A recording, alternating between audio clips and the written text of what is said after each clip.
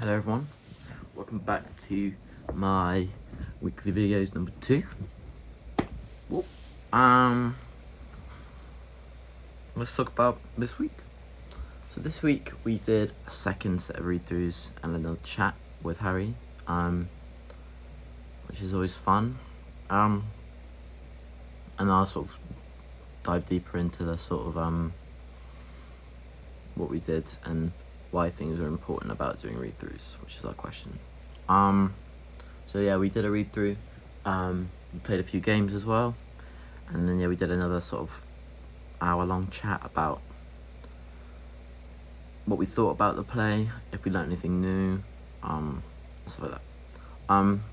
Yeah, so the key question for this week's video is, why are read-throughs important in helping you / your company or cast understand the text in a deeper way?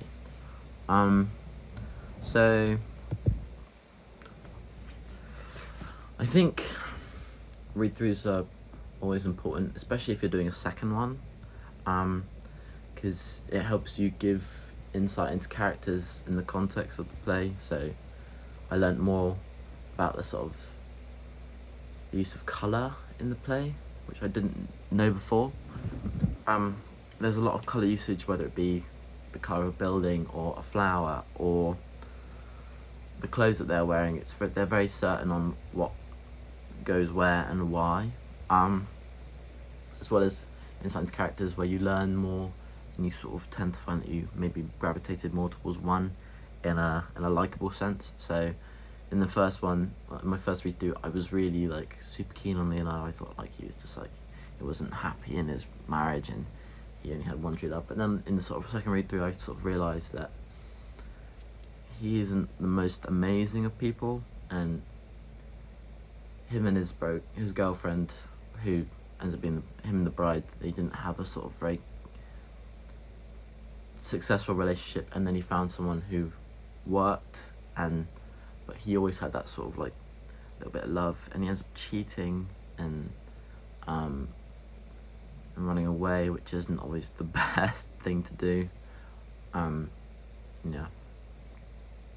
But it also, another thing that a read through can do is it gives us insight into other people's sort of interpretations and how they understood it differently from how you did. So for instance, Zach, he interpreted it as the moon is sort of like this higher being that has control over everything that goes on, and it's sort of like the puppeteer, and they're controlling what these things are going to happen and whatnot. Whereas I sort of saw the moon as a bit more of like a narrator and a storyteller.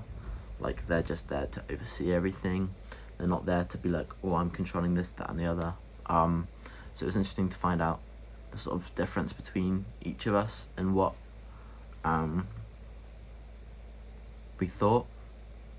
And then also, another thing that read-throughs are very good at is it sort of helps you unpack things with other people as well, that can help you understand things that you didn't understand during the read-through.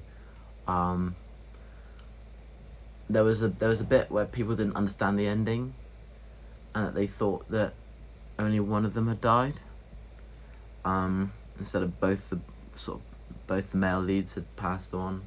And then someone also thought that the bride was hung at the end, or like sacrificed, which they don't mention in the play, but someone sort of took that as their interpretation. And a lot of it didn't understand the sort of why there was a big switch between the sort of first 2 acts and then into the third act, which was a completely sort of separate genre, which, to be fair, I also personally didn't understand it. I thought it was cool, but I wasn't like fully of understanding as to what was going on. But yeah, I think today was successful, and it was very useful for us to do and to use.